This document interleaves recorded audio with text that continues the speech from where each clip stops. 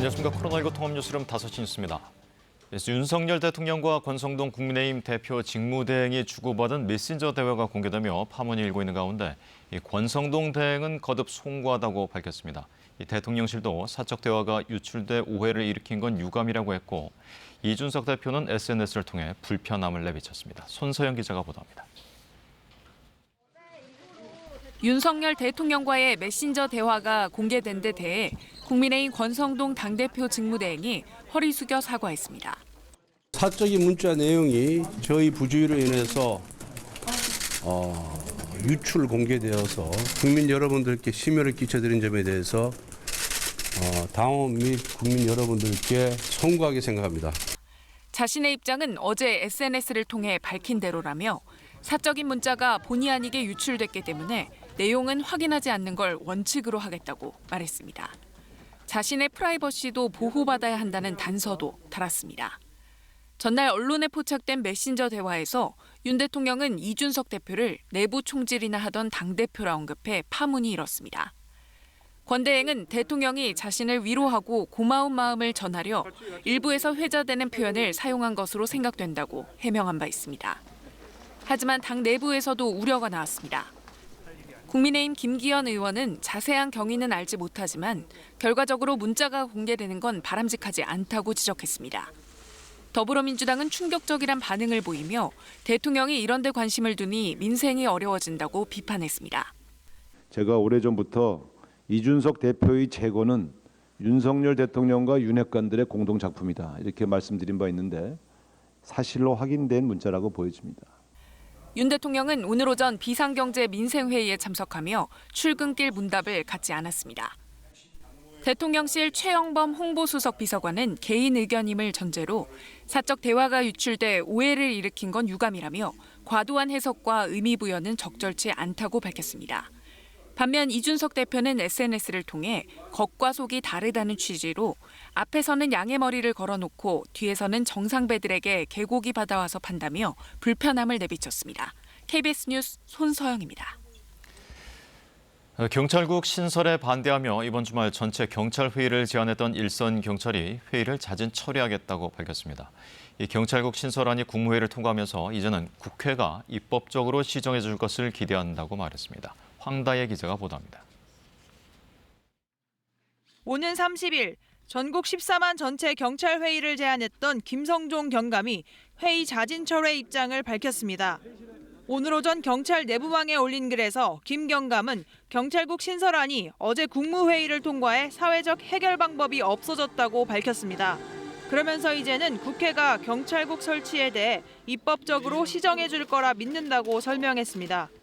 앞서 서장회의를 주도했던 류삼영 총경도 어제 사태 악화를 우려하며 전체 경찰회의 자제를 호소하기도 했습니다. 이에 대해 이상민 행정안전부 장관은 매우 다행스럽게 생각한다며 오해와 갈등을 풀고 국민과 바라보는 경찰이 되기 위해 합심해야 할 때라고 말했습니다. 경찰국 신설을 정치 이슈화하지 말자고도 했습니다.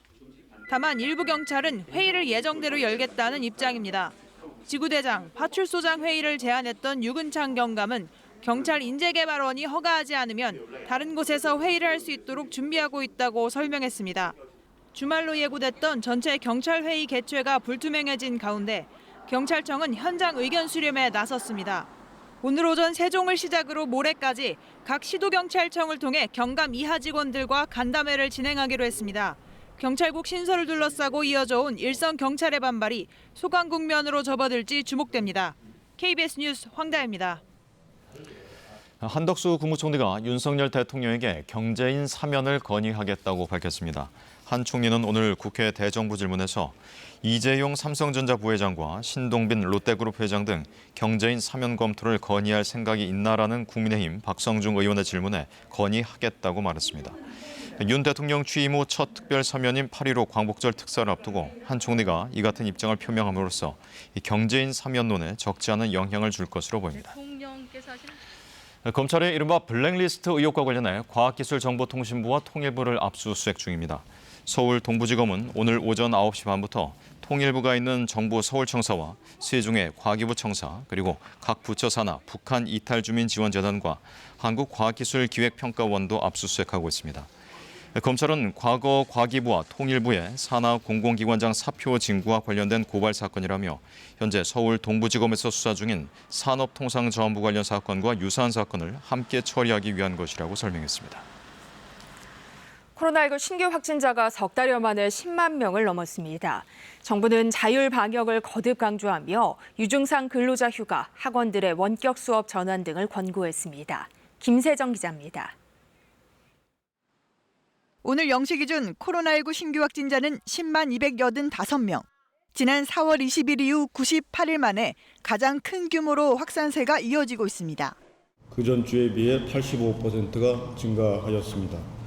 면역 회피가 높은 오미크론 변이의 검출률과 재감염 비율도 증가하고 있습니다.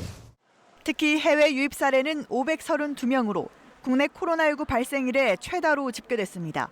위중증 환자도 177명으로 일주일째 세 자릿수를 나타내며 증가 추세입니다. 정부는 자율적인 방역 실천을 당부하며 유증상 근로자의 휴가를 각 사업장에 적극 권고했습니다. 또한 근로자가 가족 돌봄 휴가를 사용할 경우 최대 10일까지 하루 5만 원씩을 지원하고 있습니다. 기업 규모와 관계없이 코로나19 관련 사유로 가족 돌봄 휴가를 무급으로 사용하는 근로자가 대상으로 고용부 홈페이지를 통해 신청하면 됩니다. 공무원 등 공직사회 종사자는 재택근무를 적극적으로 실시하고 휴가를 마치고 복귀할 때 선제적인 신속 항원 검사를 해야 합니다. 국민 참여형 거리두기는 규제나 의무가 아닌 국민 스스로 실천하는 생활 속 방역수칙 준수를 통해서 일상 방역의 생활화를 정착하고자 하는 거리두기 수단입니다.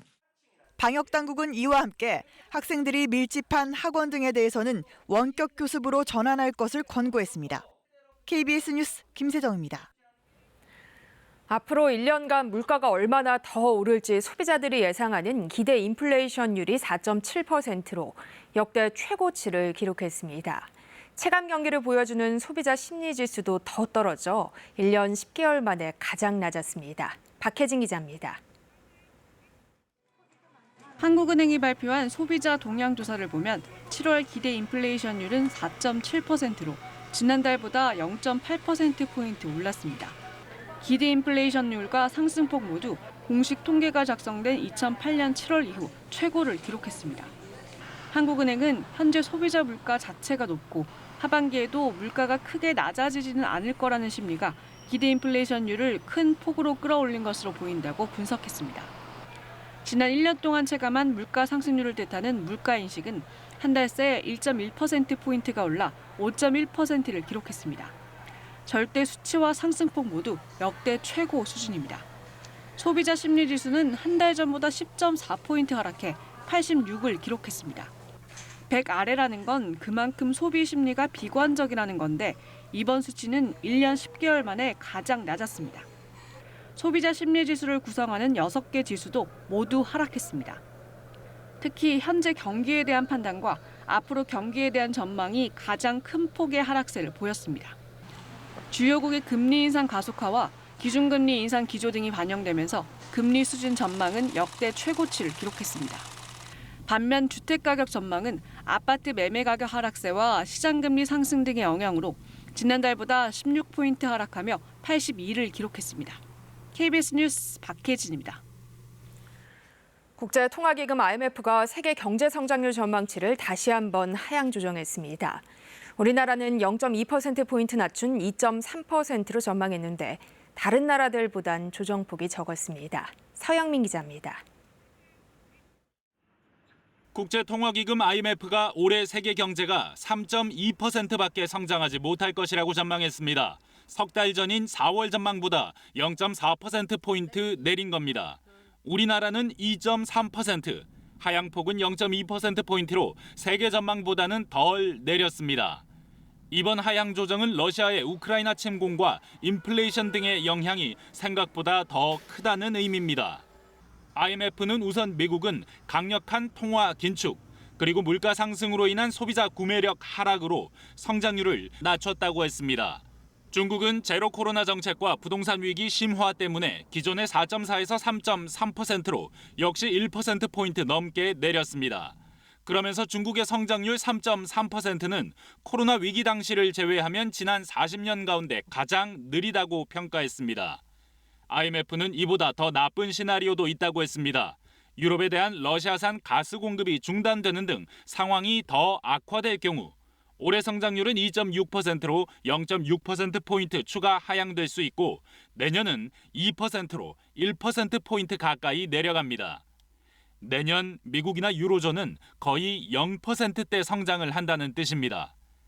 IMF는 단기적인 비용이 발생하더라도 과감한 긴축 통화 정책이 필요한 시점이라면서 이때 각국 정부는 취약계층 보호를 위한 지원을 해야 한다고 조언했습니다. 코로나로 인한 지난 경기 침체 이후 불과 2년 만에 세계는 또 다른 경기 침체의 가장자리에 서게 될지도 모른다. 이런 비관적인 전망 속에서도 IMF는 물가가 올해 3분기를 정점으로 내년 말에는 코로나 위기 이전 수준으로 돌아갈 것이라며 물가 위기가 더 장기화되지는 않을 것이라고 했습니다. KBS 뉴스 서영민입니다. 국제통화기금 IMF는 미국의 경기 침체가 이미 시작됐을 수도 있다며 침체를 피해갈 가능성은 매우 낮다고 전망했습니다. 우리 시각 내일 새벽 미국이 기준금리를 발표하는데 0.75%포인트 이상 올릴 것으로 예상되고 있습니다. 뉴욕에서 한보경 특파원입니다. 미국의 올해 경제 성장률 전망치를 2.3%로 하향 조정한 IMF는 내년 성장률 전망치도 1%로 종전 전망치에서 1.3%포인트나 낮춰 잡았습니다. 그러면서 미국 경제가 경기 침체를 피해갈 가능성은 매우 적다고 전망했습니다. 미국 실업률이 아직 3%대로 매우 낮긴 하지만 연방준비제도의 강력한 통화 긴축 정책이 계속되면 고용 사정도 악화될 거라고 했습니다. The quarter Q4 on Q4 growth rate in 2023 is only 0.6%. So you see that a small shock at this point could be enough to sort of knock off the U.S. economy off a fairly low number and sort of tilt it over into recession. IMF는 또 통상 두 분기 연속 국내 총생산 GDP가 마이너스 성장하는 걸 경기 침체로 보는데 이렇게 본다면 미국은 이미 경기 침체가 시작됐을 수 있다고도 봤습니다. 미국의 올 1분기 성장률은 마이너스 1.6%를 기록했고 우리 시각 모레 발표되는 2분기 성장률도 마이너스를 기록했을 가능성이 큰 상황입니다. 다만 성장률뿐만 아니라 강력한 노동시장 등을 이유로 미국 경제가 침체까지 가지 않을 거란 의견도 미국 내에선 만만치가 않습니다. So we are not in a recession right now. Looking forward, the risk of recession is unfortunately high. And mainly because the Federal Reserve is hiking interest rates aggressively into a slowing economy. 이틀 일정의 통화정책 회의에 들어간 미국 연방준비제도는 우리 시각 내일 새벽 기준금리 인상폭을 결정해 발표합니다. 6월 소비자 물가 상승률이 9%를 넘어서면서 한때 1%포인트 인상 전망이 우세했었지만 경기 침체 우려로 급격한 인상폭에 부담을 느낀 연준이 기준금리를 0.75%포인트 올릴 거란 전망이 현재는 우세한 상황입니다. 연준이 충격요법으로 1%포인트 올릴 가능성도 완전히 배제할 수는 없습니다. 어찌됐든 0.75%포인트는 올린다는 얘기라 내일부터는 우리나라보다는 미국 기준금리가 더 높아지게 됩니다. 뉴욕에서 KBS 뉴스 한보경입니다. 광주광역시 한 고등학교에서 학생 2명이 악성 프로그램을 이용해 기말고사 시험지와 답안을 빼돌린 혐의로 경찰에 입건됐습니다. 이 학생들은 앞선 중간고사 때도 시험지와 답안을 훔쳐서 시험을 본 것으로 밝혀졌습니다. 김정대 기자의 보도입니다. 광주의 한 고등학교입니다. 이 학교 2학년 2명이 이달 중순 치러진 기말고사에 시험지와 답안을 빼돌린 사실이 확인됐습니다. 애초 기말고사 4과목이 유출된 것으로 의심됐지만 조사 결과 9개 과목이 유출된 것으로 확인됐습니다. 학생들은 또 지난 4월 중간고사 때도 시험지와 답안을 훔쳤다고 진술했습니다. 경찰은 이때도 최소 7개 과목이 유출된 것으로 보고 있습니다. 유출에 이용한 것은 컴퓨터 악성 코드였습니다. 시험 출제 기간에 교무실에 몰래 들어가 컴퓨터 화면을 이미지 파일로 저장하는 악성 코드를 교사들 컴퓨터에 심은 겁니다. 이후 교무실에 재침입해 시험과 답안의 이미지 파일을 컴퓨터 저장 장치에 담아 나왔습니다. 교사 노트북의 보안을 뚫은 경위도 일부 조사됐습니다. 경찰은 학생들이 인터넷을 통해 암호를 푸는 방법을 알아냈고 실제로 인터넷에 나온 방법으로 손쉽게 보안을 뚫었다고 설명했습니다. 경찰은 범행을 저지른 학생 2명을 업무 방해 등의 혐의로 불구속 입건하고 학생들이 교무실에 무단 침입할 당시 경보음 등 실내 보안 장치가 제대로 작동하지 않은 경위 등을 조사하고 있습니다. 한편 광주시 교육청과 해당 학교는 학생들의 징계 처리와 재시험 여부, 시험 보안 관리 대책 등을 논의할 예정입니다. KBS 뉴스 김정대입니다. 강원도 철원에 일제강점기였던 1930년대에서 40년대 사이 철원 시가지의 모습을 실물 크기로 복원한 역사공원이 문을 열었습니다. 역사 전시 체험관도 함께 들어서 우리의 근현대사를 돌아볼 수 있는 계기가 될 수 있을 것으로 보입니다. 하초희 기자의 보도입니다. 150m 길이의 거리를 따라 복원한 옛 건물들이 줄지어 서 있습니다. 일제강점기 철원의 모습입니다. 당시 학교의 이름은 공립보통학교. 나무로 된 창틀에 조악한 나무 책걸상, 한문으로 된 시간표까지 요즘 학교와는 많이 다릅니다. 우체국도 있었는데 이름이 우평국이었습니다. 6.25 전쟁 때 사라진 극장도 다시 모습을 드러냈습니다. 전쟁의 참상이라는 것이 한 도시와 지역 주민들 모두 사라지게 한 것을 있는 자료를 최대한 반영해서 이렇게 재현해놨다. 남북 분단으로 사라져버린 철원역도 부활했습니다. 서울에서 북강원도 원산까지 가던 200km 길이의 철길의 중간 기착지였습니다. 지금은 모노레일이 철원역과 해발 362m 높이의 소이산 정상을 연결합니다. 모노레일을 타고 올라온 소이산 정상입니다. 농경지와 DMZ 너머로 북한이 훤히 보입니다. 거리 옆엔 역사전시 체험관이 마련됐습니다. 일제시대부터 한국전쟁 때까지 철원의 모습을 담은 사진들이 전시됐습니다. 불을 피울 때 바람을 일으키던 풍구, 당시 읽히던 책들까지 소소한 일상 소품도 만나볼 수 있습니다.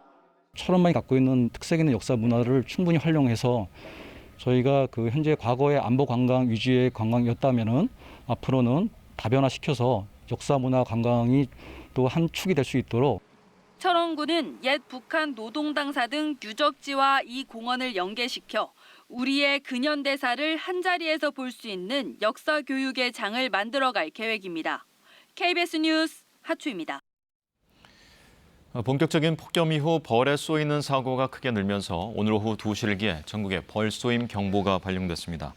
소방청 집계를 보면 지난달 290건이었던 벌 쏘임 사고는 이달 들어 오늘까지 1,400건 가까이 접수돼 3배 가까이 급증했습니다. 소방청은 야외 활동 시 밝은색 계열의 옷과 책 넓은 모자를 착용하고 벌집을 건드렸을 때는 머리 부위를 감싸고 신속하게 대피하는 등 주의를 당부했습니다. 코로나19에 확진된 바이든 미국 대통령이 최태원 SK그룹 회장과 화상으로 만났습니다. SK 측이 내놓은 대규모 추가 투자 계획에 역사적 발표라며 감사의 뜻을 전했습니다. 워싱턴에서 김기현 특파원입니다. 조 바이든 대통령이 백악관을 찾은 최태원 SK그룹 회장을 화상으로 만났습니다. 최태원 회장은 이 자리에서 기존 9조 원대 투자에 더해 29조 원 규모의 추가 투자 계획을 내놨습니다. 반도체 산업은 물론 배터리 분야와 바이오 의학까지 다양한 분야에 투자하겠다는 겁니다. We are announcing another 22 billion in new investment in the US. So including the major investment in semiconductor, EV batteries and biotechnology. 회동은 당초 대면으로 잡혔지만 바이든 대통령의 코로나19 확진에 따라 화상으로 전환됐습니다. 바이든 대통령은 SK 측 투자 계획이 역사적 발표라며 미국의 제조업 성장과 일자리 창출에 크게 기여할 것이라고 평가했습니다. 특히 한국을 비롯한 동맹국들의 투자 회복은 미국이 21세기 첨단 기술 경쟁에서 이기고 있다는 명확한 증거라고 강조했습니다. 그러면서 중국이 아닌 미국을 선택한 데 의미를 부여했습니다. In the past, these kinds of technology investments went to China. Today, under my administration, these technology investments are coming to the United States. We're talking about some of the most significant investments we've ever seen in our country. 바이든 대통령이 한국 대기업 총수를 개별 면담한 건 지난 5월 방한 당시 삼성과 현대에 이어 SK가 세 번째입니다. 바이든 대통령으로선 지지율 부진에 더해 치솟는 물가에 대한 비판을 일자리 창출과 투자 유치로 방어하겠다는 계산인 셈입니다. 워싱턴에서 KBS 뉴스 김기현입니다. 폴란드 정부가 K2 전차와 K9 자주포, FA-50 경공격기 도입 계약을 한국과 체결한다고 밝혔습니다. 폴란드 정부는 마리우시 부아슈타크 부통리 겸 국방부 장관이 현지 시간 오늘 오후 한국과의 무기 계약을 승인할 예정이라고 공식 발표했습니다. 폴란드는 K2 전차 180대를 도입하고 2차로 이를 현지화한 K2PL 800대 이상을 현지 생산을 통해 확보한다는 계획인 것으로 전해졌습니다. 폴란드 정부는 신속한 인도와 대규모 기술 이전이 특징이라고 평가했습니다. 미 트럼프 전 대통령이 퇴임 이후 처음으로 워싱턴 DC를 찾아 지지자들을 상대로 연설을 했습니다. 바이든 대통령의 지지율 하락세를 틈타 사실상 차기 대선 출마를 위한 행보를 시작했다는 분석입니다. 워싱턴 이정민 특파원입니다. 퇴임 이후 처음으로 수도 워싱턴 DC를 찾은 트럼프 전 대통령. 자신을 지지하는 한 연구소가 주최한 컨퍼런스에서 지지자들의 열렬한 박수를 받고 기조연설을 가졌습니다.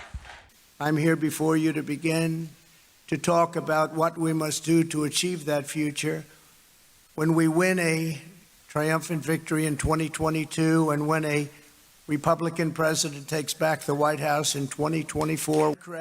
각종 현안에 대한 보수적 가치관을 강조하고 바이든 정부의 실정을 부각하는 데 연설 대부분을 할애했습니다. Our country is being dealt one historic humiliation after another on the world stage. And at home, our most basic rights and liberties are totally under siege. 트럼프 전 대통령은 한 잡지 인터뷰를 통해 2024년 대선 출마를 이미 결정했으며 발표 시일을 저울질하고 있다고 밝힌 바 있습니다. 이르면 9월쯤 미국 중간 선거가 끝나기도 전에 공식 출마 발표를 할 거란 전망도 나왔습니다. 오늘 연설은 트럼프 전 대통령이 차기 대선 레이스에 나서겠다는 분명한 뜻을 행동에 옮긴 걸로 여겨집니다.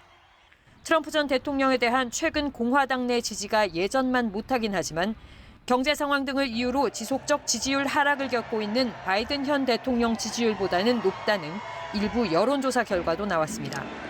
바이든 대통령도 이 점을 경계한 듯 트럼프 전 대통령의 견제구를 날렸습니다. You can't be pro-insurrection and pro-cop. You can't be pro-insurrection and pro-democracy. You can't be pro-insurrection and pro-American. 트럼프 전 대통령이 광폭 행보에 시동을 걸면서 미국에선 대선 레이스가 예상보다 일찍 막을 올릴 것 같다는 관측도 나옵니다. 워싱턴에서 KBS 뉴스 이정민입니다. KBS 시사기획장 코스타 개미 귀신편이 방송기자연합회가 선정하는 제165회 이달의 방송기자상 기획보도부문에서 수상했습니다.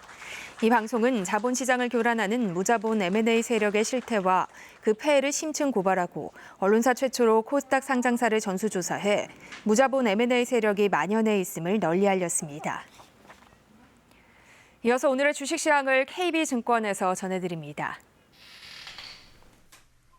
KB증권입니다. 양대지수가 오름세를 기록한 수요일장이었습니다. 코스피는 외국인과 기관이 함께 순매도했으나 개인이 홀로 순매수하며 사흘째 올랐고 코스닥은 외국인의 사자 속에 2거래일 연속 상승했습니다. 오늘 코스피는 2.57포인트 오른 2415.53회, 코스닥은 5.77포인트 추가한 795.7에 마감됐습니다. 전일 미국 증시는 주요 기업들의 부진한 실적과 전망 속에 3대 지수가 모두 하락 마감했습니다. 이에 코스피도 하락 출발했고 2400선 안팎에서 등락을 반복하며 약세로 움직였으나 장 마감 직전 2천억 넘는 개인의 매수 물량에 힘입어 상승 전환에 성공했습니다. 시가총액 상위 종목들은 희비가 엇갈렸습니다. SK하이닉스가 사상 최대 실적을 발표했음에도 하반기 반도체 시장 전망 악화에 약세를 보인 반면 셀트리온 헬스케어는 하반기 매출 회복 전망에 3% 넘게 올랐습니다. 한편 위메이드의 적자 전환으로 인해 게임주 전반에 대한 우려가 커지며 카카오 게임즈와 펄어비스 등이 1%대 하락세를 기록했습니다. 오늘 원달러 환율은 5원 70전 오른 1313원 30전에 거래를 마쳤습니다. 지금까지 KB증권이었습니다. 찜통더위에 조금만 걸어도 땀이 흐르는 날입니다. 전국 대부분 지역에 폭염주의보가 내려져 있는데요.